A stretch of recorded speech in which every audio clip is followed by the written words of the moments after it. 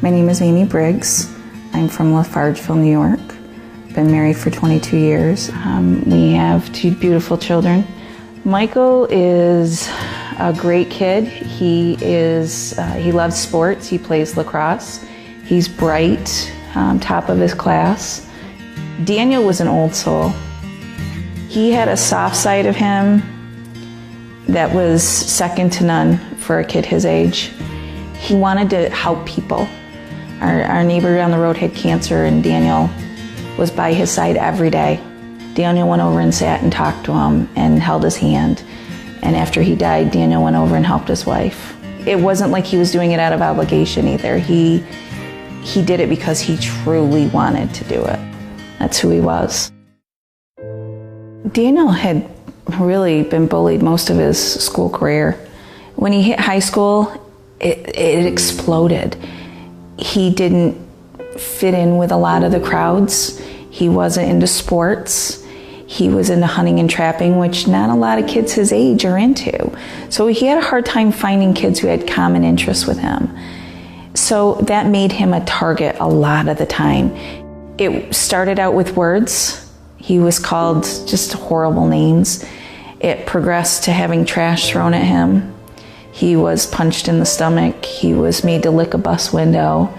He was jumped from behind walking to the buses.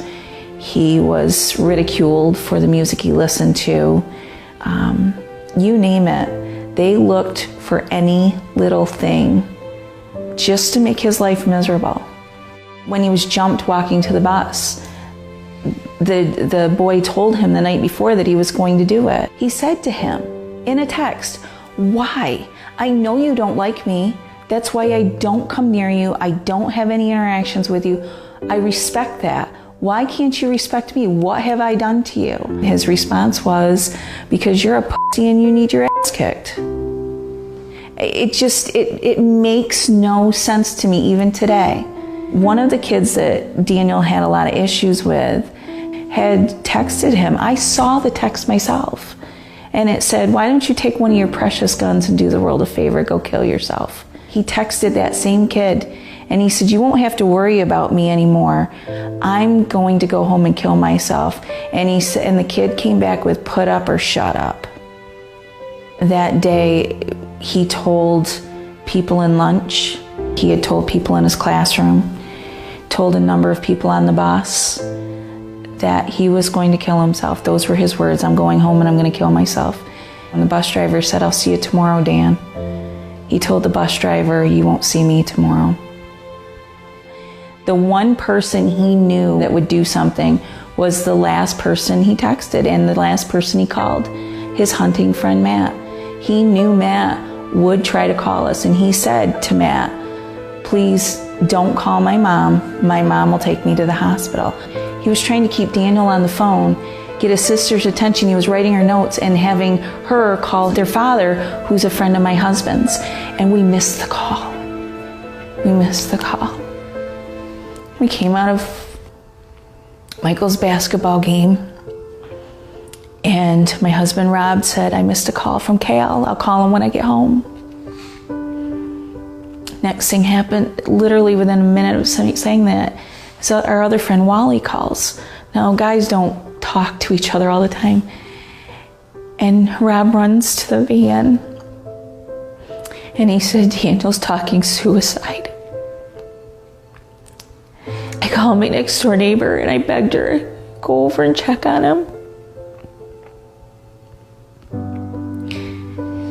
And she walked in the door and she yelled, "Daniel." And she thought she heard him say something, and she shouted out, "We love you." And then she heard the shotgun blast.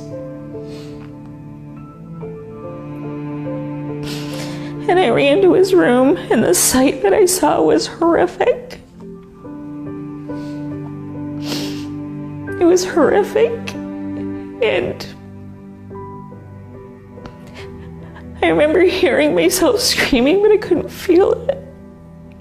And running back outside.